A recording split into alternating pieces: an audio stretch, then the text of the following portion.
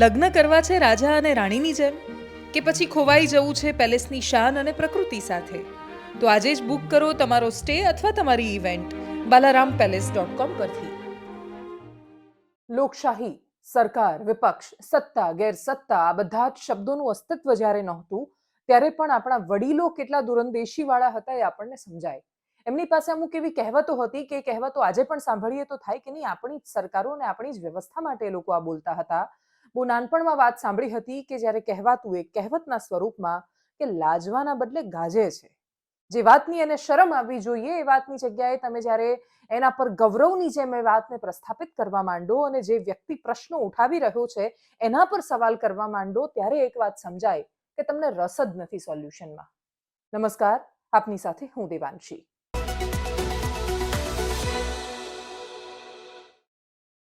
એક હોય છે મુદ્દા પર ચર્ચા થવી, એક હોય છે પ્રશ્નનો જવાબ આવવો, અને એક હોય છે આખા પ્રશ્નને ગોળ ગોળ ગોળ એના જવાબને ફેરવીને ક્યાંય દૂર ફેંકી દેવો અને જે મુદ્દાની ચર્ચા હોય એ મુદ્દો બાજુ પર મૂકીને એને કોઈક અલગ જ દિશામાં લઈ જવું.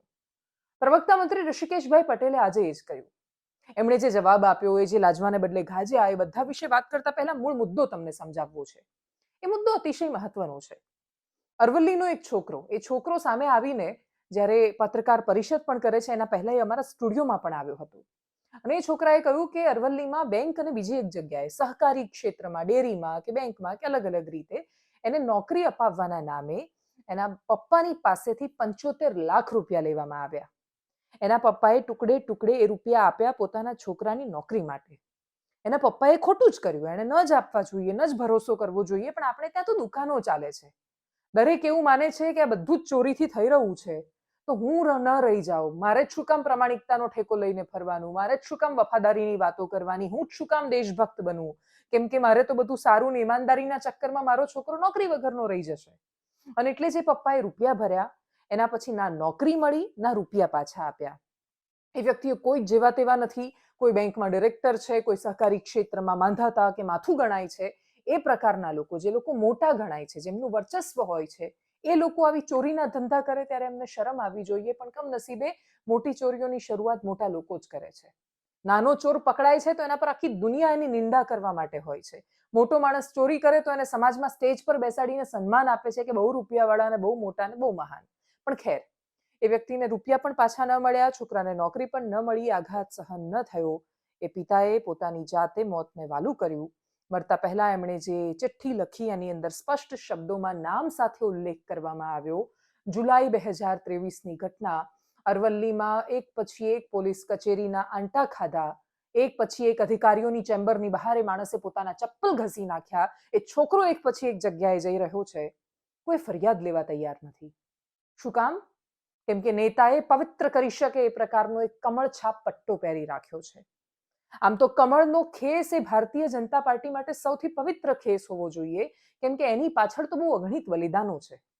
પંડિત દીનદયાળ ઉપાધ્યાય, અટલ બિહારી વાજપેયી, એની પહેલા શ્યામા પ્રસાદ મુખર્જી જેવા તમે જેની કલ્પના ન કરી શકો એવા બલિદાનો રહ્યા છે. એ ખેસના સત્તા સુધી પહોંચવા પાછળ જે બલિદાનો અથવા જે સંઘર્ષો અને જે વ્યવસ્થાઓ સામે લડાઈ હતી એની આ લોકોને કશી ખબર પણ નથી ને સમજણ નથી. જો એ લોકોને સમજણ હોત તો એમને ખબર હોત કે પંડિત દીનદયાળ ઉપાધ્યાય તો અંત્યોદયમાં માનતા હતા. એ અંત્યોદય જેનો મતલબ થાય છે કે કતારમાં ઉભેલો છેલ્લો માણસ, એના સુધી જ્યારે સુવિધાઓ નથી પહોંચતી, એના સુધી સત્વરે ન્યાય નથી પહોંચતો, ત્યાં સુધી એ ન્યાય નથી ગણાતો. અને આ લોકો એ પવિત્ર ખેસ કે જે પક્ષ માટે હોવો જોઈએ એને કમળછાપ પટ્ટો બનાવીને રાખે છે અને એ પટ્ટો ગળામાં બેસીને પોતાને કંઈ પણ કરવાનું લાયસન્સ મળી ગયું હોય એ રીતે વર્તન કરે છે. અને પછી પોલીસને પણ તો એક પટ્ટો જ પહેરેલો છે ગળામાં, એકચ્યુઅલી પહેરવાનો બાકી છે ખાલી. બાકી મોટા ભાગના જિલ્લાઓમાં આની આ જ કરમ કહાણીઓ છે. આની પહેલા આ જ બનાસકાંઠાની ઘટના હતી અને મુદ્દો એનો એ જ હતો. યુવરાજસિંહ જાડેજા હતા, એમની સાથે બેસવા વાળો એક છોકરો હતો અને એણે પત્રકાર પરિષદમાં કહ્યું કે જે રૂપિયા લઈ જવા વાળો છે, બનાવવા વાળો છે, તો કહેતો હતો કે મારે તો હર્ષભાઈ સંઘવીની સાથે સંપર્કો છે અને ભારતીય જનતા પાર્ટીના મોટા મોટા નેતાઓની સાથે સંપર્કો છે, ગૃહ વિભાગમાં નોકરી અપાઈ દઈ છે અને આ જગ્યાએ લગાડ્યા છે અને આ જગ્યાએ ચોરી કરી છે, પૈસા આપી દીધા. એ વ્યક્તિ નોકરી તો ઓબ્વિયસલી નથી જ અપાવી શકતો. આપણે સદનસીબે આપણી પાસે સારા અધિકારીઓ હજુ છે બચેલા સિસ્ટમમાં કે જે લોકો આવા ચોરોને નથી ઘૂસવા દેતા. ના ચોરી કરવા વાળાને એટલું એન્ટરટેન કરે છે, ના ચોરી કરવા માટે તત્પર લોકોને કહે છે કે નહીં વેલકમ, અમે તમારા માટે લાલ જાજમ બિછાવીશું. અને એટલા જ માટે નોકરી તો નથી મળી રહી આ રીતે, પણ લોકોના રૂપિયા જાય છે. પેલા ભાઈના રૂપિયા ગયા, પેલાએ ઉપરથી ગોળ ગોળ ફેરવ્યા. એના પછી એ વ્યક્તિએ સામેથી હિંમત કરીને પત્રકાર પરિષદ કરી. શું કામ કરવી પડી? કેમ કે બનાસકાંઠામાં કોઈ કચેરીમાં કોઈ ફરિયાદ લેવા તૈયાર ન થાય. બનાસકાંઠાના એસપી સુદ્ધાને રજૂઆત કરી હોવા છતાં હા જોઈશું કરીશું, ફરિયાદ લેવા પોલીસ તૈયાર ન થાય. એટલે પોલીસ કોના માટે કામ કરે છે? તમારું કર્તવ્ય કોના માટે લાગુ પડે છે? તમે આ રાજ્યમાં કોના માટે તમે નોકરી કરી રહ્યા છો?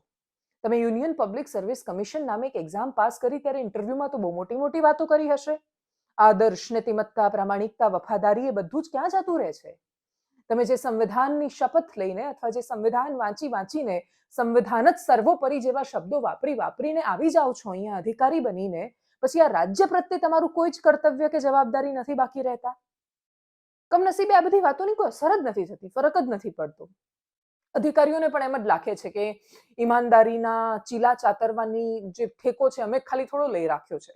બધા એવું જ કહે છે કે તમે પેલાને કેમ નથી જોતા, પેલાને કેમ નથી જોતા. ભાઈ તમારાથી શરૂઆત કરીને બતાવો. ના બનાસકાંઠામાં ફરિયાદ લેવાઈ, ના અરવલ્લીમાં લેવાઈ. બનાસકાંઠામાં તો ઉપરથી છોકરાએ પ્રેસ કોન્ફરન્સ કરી તો પપ્પા પોલીસમાં છે તો એમને બોલાવ્યા પોલીસમાં, અને ઉપરના અધિકારી કહે છે કે મારે તમને શું કામ ટ્રાન્સફર ન આપવી જોઈએ? ભાઈ શું કામ? છોકરો જઈને પ્રેસ કોન્ફરન્સ કરે એમાં પપ્પાને શું લેવા દેવા? અને છતાંય આવું બેફામ દાદાગીરી ચાલે છે. આ જ મુદ્દા પર જ્યારે પ્રવક્તા મંત્રી ઋષિકેશભાઈ પટેલને પત્રકારોએ ખોંખારીને સવાલ કર્યો કે ભારતીય જનતા પાર્ટીના વ્યક્તિ છે, 75 લાખ રૂપિયા લીધાનો આરોપ લાગ્યો છે, શું કાર્યવાહી કરશો તમે? શું તપાસ કરશો? શું કરી રહ્યા છો? તો જવાબ આપે છે કે યુવરાજસિંહ જાડેજાનો ભૂતકાળ તો તમને ખબર જ છે કે માલ પ્રેક્ટિસ કરવા માટે ટેવાયેલા છે. આરોપો લાગ્યા હતા ત્યારે મને યાદ છે કે અમે યુવરાજસિંહ જાડેજાને પણ સવાલ કરીને કહ્યું હતું કે ભરોસાની ભેંસ પાડો જણે તો શું કરીશું? પણ હવે તમે તો જવાબ આપો. જે વ્યક્તિને જે સમયે જે ઘટનામાં પ્રશ્નો કરવાના હોય તો બધા કરી ચૂક્યા છે. આજ મીડિયાએ એક મહિના સુધી એ જ વાત ચલાવી છે. આજે વ્યક્તિ કોર્ટમાંથી જામીન પર બહાર છે. જો તમે એવું માનો છો કે ઘટના ખોટી છે અને દબાવવા માટે કે તોડ કરવા માટે કે રૂપિયા લેવા માટે પ્રેસ કોન્ફરન્સ કરાઈ છે તો એ વાત આવીને સાબિત કરી દો. જેવી રીતે ગયા વખતે કોઈ પણ સાબિતીઓ કોર્ટમાં પહોંચે એની પહેલા મીડિયા પાસે પહોંચતી હતી ને, એ રીતે તમે આ વખતે પણ આપી શકો છો જો તમને એવું લાગે છે કે તમારા નેતાને દબાવવા માટે આ થઈ રહ્યું છે. બીજું કે ભાવનગરમાં તોડકાંડની સૌથી વધારે ચર્ચા થઈ, પણ ડમીકાંડ ખોટો છે તો સરકારે ન માન્યો. અને એટલે જ અત્યાર સુધીનો એક ટ્રેક રેકોર્ડ તો એ પણ કહે છે કે જેટલા મામલામાં પત્રકાર પરિષદો કરાઈ એક પણ મામલો ખોટો નથી નીકળ્યો. તો જો એક પણ મામલો ખોટો નથી નીકળ્યો તો એની સામે કાર્યવાહી કરવાની જવાબદારી કોની આવે છે? યુવરાજસિંહ ખોટા તો પકડીને જેલમાં પૂરો, પણ એ ખોટા છે એટલે બાકી બધું ખોટું ચાલવા દો. આ તો કોઈ લોજિક છે? અને એટલા જ માટે મંત્રી પાસેથી અપેક્ષિત એ હતું કે સહકારી ક્ષેત્રમાં ચાલતી આ પ્રકારની સાવ બોગસ રીતે ચાલતી ભરતીઓ પર એક પગલા લે અને અટકાવે. પણ એની જગ્યાએ મંત્રી જવાબ આપે છે પેલો ચોર ને આએ બધા ચોર ભેગા થઈને ચાલો કરીએ ચોરી. અર્થ તો એનો એ જ થાય છે જે એમણે વાત કરી છે એનો. બધાને વારાફરતી સાંભળીએ. સૌથી પહેલા એ છોકરાને સાંભળીએ જે અમારા સ્ટુડિયોમાં આવ્યો હતો. એની સાથે યુવરાજસિંહ જાડેજા પણ હતા. આજે પ્રેસ કોન્ફરન્સ આજ વિષય પર કરવામાં આવી છે અને પ્રવક્તા મંત્રી ઋષિકેશભાઈ પટેલને. આમાં 22 સાથે ફાધરે સુસાઇડ કર્યું હતું અને સુસાઇડનું કારણ એવું હતું કે આપણે ફાધરે પૈસા આપેલા હતા આ બેંકની ભરતી માટે અને માર્કેટ યાર્ડની ભરતી માટે પૈસા આપેલા હતા સામેવાળી વ્યક્તિને, અને સામેવાળી વ્યક્તિએ પછી છેલ્લે એવું કીધું પૈસા બી નહીં મળે અને ભરતી બી નહીં થાય તમારે. અને એવું કહીને પછી એ લોકોએ બીજા લોકોની ભરતી કરી દીધી, બીજા 20 જણાની ભરતી કરી હતી એમને. અને ફાધરે પછી ઉઘરાણી બી કરેલી એ લોકોને પૈસાની, પણ ફાધરને ના આપ્યા એ લોકોએ. પછી ફાધરથી આ બધું સહન ના થયું પછી ફાધરે સુસાઇડ કર્યું. એમાં મુકેશભાઈ રેવાભાઈ પટેલ છે, એમના વાઈફ સાબરકોટા બેંકમાં ચેરમેન છે અત્યારે હાલ. પછી એક જેઠોભાઈ પટેલ કરીને છે, આપણે સાબરડેરીના ચેરમેન હતા પહેલાં, પૂર્વ ચેરમેન. એમના ભાણો છે એ મુકેશભાઈ રામચંદભાઈ પટેલ, અને એક સુજીત કુમાર દશરથભાઈ પટેલ એ સુરજપુરાના છે. એ આપણે સહકારી કોટન માર્કેટ યાર્ડના ચેરમેન છે હાલમાં. એ લોકોને આપણે 35 લાખ રૂપિયા 2 વાર આપેલા તમારી ભરતી માટે, તમને નોકરી મળે એટલા માટે. અને બીજા એકની એમની ભરતી માટે આપણે 35 લાખ રૂપિયા આપ્યા હતા. પછી બીજા એક દશરથભાઈ, અમે સુસાઇડ નોટમાં લખેલું છે કે દશરથસિંહના, જાંબુડીના દશરથસિંહના પૈસા 10 લાખ રૂપિયા બેંકની ભરતી માટે આપેલ છે મુકેશભાઈને, અને બીજા 4 લાખ રૂપિયા જે મુકેશભાઈના બેનાના મુકેશભાઈના પૈસા મુકેશભાઈને આપેલ છે. એ રીતે લખેલું છે.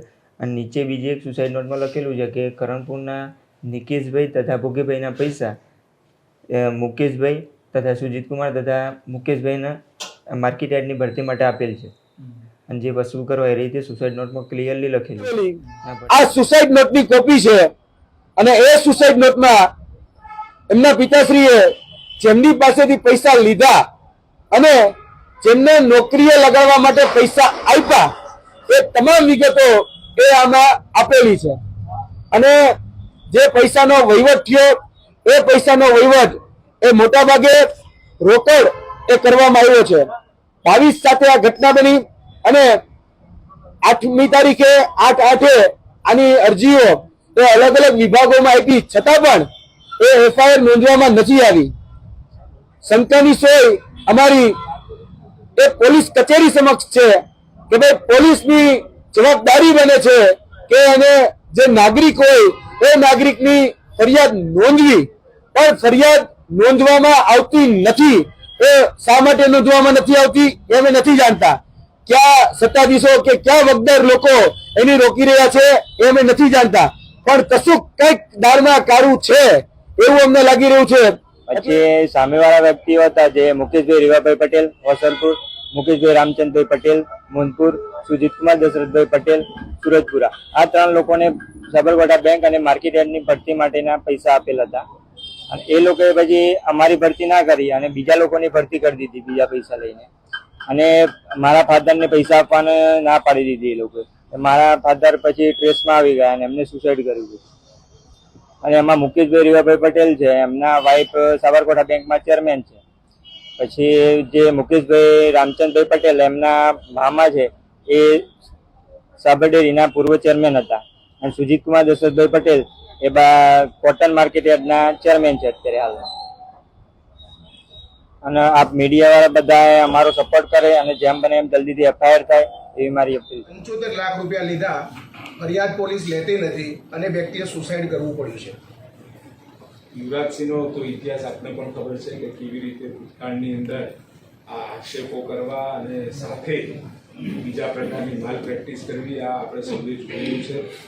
એને કરેલા આક્ષેપ અથવા તો નામજોગ કરેલા છે સરકારે ચોક્કસ સંજ્ઞાનમાં લીધું છે અને એ તપાસ પણ કરશે, પરંતુ એ તપાસ ફરિયાદ નથી લીધી કહેવું એવું ખોટું છે, પરંતુ ફરિયાદ નામ આવતાની સાથે જે પણ કોઈ નામ આવ્યા છે ઇન્ટરનલ તપાસ પણ ચાલુ કરી છે અને યોગ્ય લાગશે તો ફરિયાદ.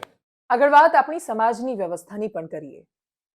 આપણે ત્યાં એક સરસ મજાની એ પણ જૂની કહેવત જ છે અને આપણે એને વારંવાર એનો વિશે વાત પણ કરીએ છીએ. ન્યાય નીતિ સૌ ગરીબને, મોટાને સૌ માફ, વાઘે માર્યો માનવી એમાં શું ઇન્સાફ. પણ ન્યાય અને નીતિ ગરીબને ક્યાં લાગુ પડે છે?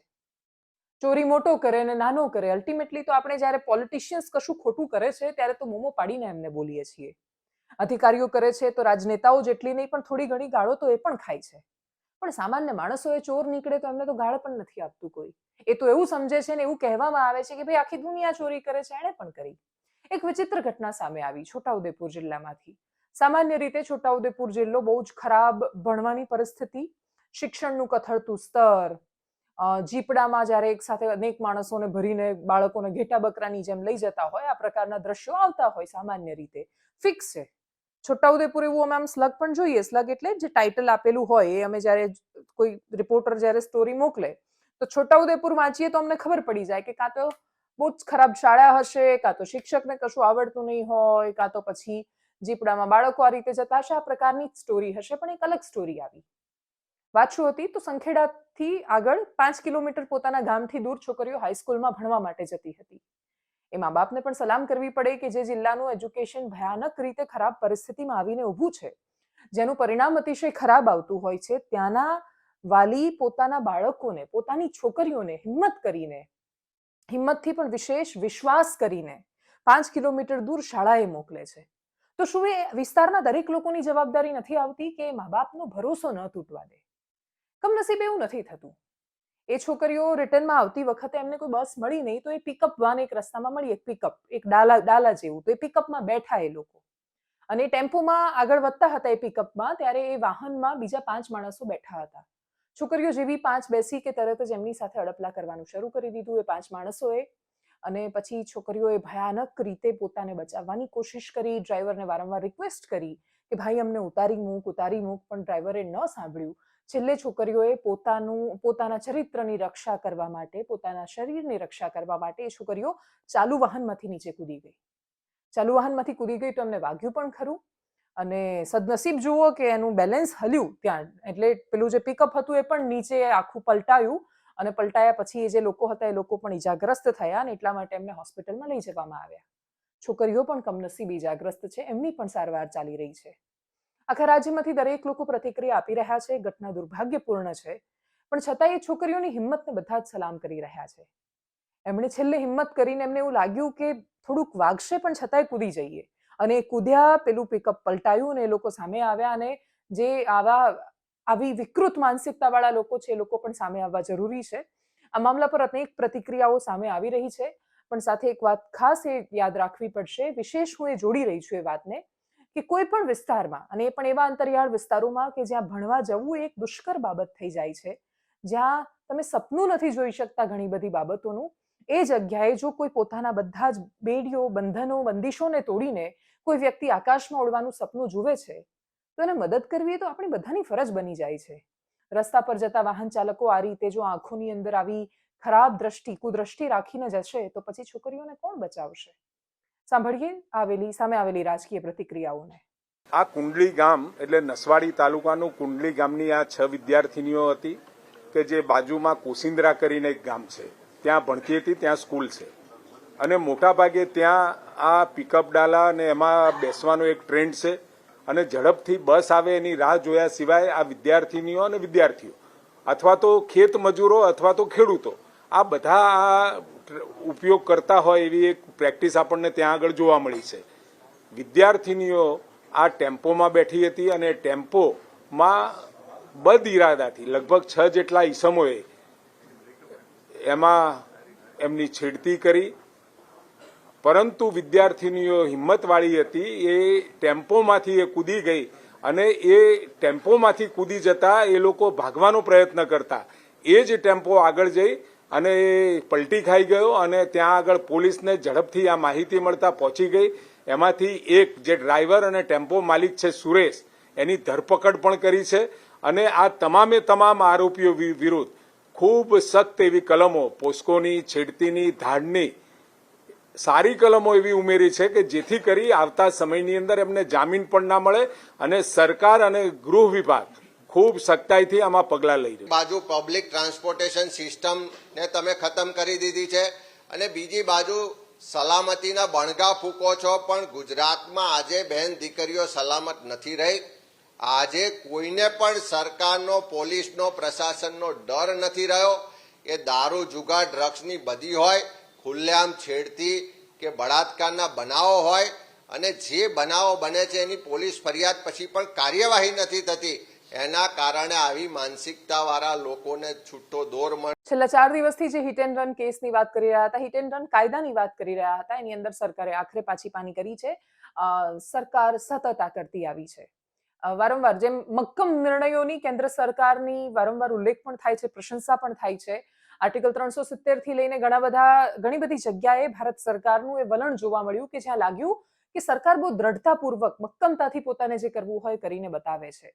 પણ એટલા બીજા બાકીના બધા કાનૂનો, તમે યુસીસી કે પછી કિસાન લોઝ, જે કિસાનોના, ખેડૂતોના કાયદા હતા, જે 3 કાળા કાયદા આગળ જતા સાબિત થયા, એવું ખેડૂતોએ એટલે પ્રસ્થાપિત કર્યું કે પછી હિટ એન્ડ રનની વાત હોય, સરકાર બહુ જ ફટાક લઈને આરામથી યુટર્ન લઈ લે છે. જો સરકાર યુટર્ન નથી લેતી તો પણ એની આલોચના થાય છે કે તમને કેટલો ઘમંડ છે કે આટલા બધા લોકો આંદોલન કરે છે તો પણ તમે સાંભળતા નથી. અને જો સરકાર લઈ લે છે તો બધા એવું કહે છે કે એમણે યુટર્ન લીધો. પણ એ બંનેની વચ્ચેનો એક રસ્તો છે કે જે સરકાર મોટા ભાગે ચૂકી જાય છે, અને એ છે તમે જે લોકોને સ્પર્શે છે એ લોકો માટે કાયદો લાવી રહ્યા છો, એ લોકોને એનાથી અસર થવાની છે, તો એ લોકોના ગ્રુપ્સમાંથી, એ જ એસોસિએશન કે જે બધા આખરે ઉતરે છે હડતાળ પર, એ લોકોની સાથે ચર્ચા ન કરી શકો? એ લોકોની સાથે શું વાતચીત ન કરી શકો કે અમે આ પ્રકારનો કાયદો લાવવાનું વિચારી રહ્યા છે, આમાં અમને આ હિત દેખાઈ રહ્યું છે, આ નુકસાન દેખાઈ રહ્યું છે? જે લોકોને સીધું લાગુ પડવાનું છે, એ લોકોને તો ખબર છે કે એમને ક્યાં વાંધો આવવાનો છે, અને જો વચ્ચેનું સોલ્યુશન ત્યારે જ નીકળી જાય તો 2-3 દિવસ સુધી જે દેશની પ્રોપર્ટીને નુકસાન થયું, સરકારી બસોને નુકસાન થયું, સામાન્ય માણસને પરેશાન થવાનો વારો આવ્યો, એ ન આવતો. સુરતના કાલે ભયાવહ દ્રશ્યો તમે જોયા કે જ્યાં એક પોલીસ કર્મી જે પોતાનું કામ કરે છે, એમણે સમજાવટ સાથે સુરતમાં ટ્રાન્સપોર્ટ શરૂ કરાવ્યો, 50% ડ્રાઈવર માની ગયા, એ લોકો પોતાના કામ પર પાછા વળ્યા. તો પાછા વળેલાને જે બાકીનું એસોસિએશન હતું કે જે હડતાળ પર હતું એ સામે ગયું, પોલીસ વચ્ચે રોકવાને બચાવવા માટે ગઈ તો પોલીસ વાળાને દોડાવીને માર્યો.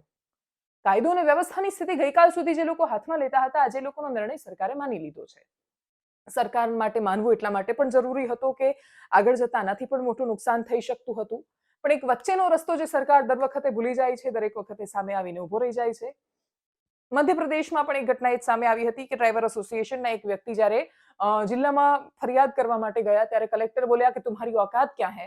ડ્રાઈવરે કહ્યું કે સર યહી તો બાત है, हमारी कोई औकात ही नहीं है.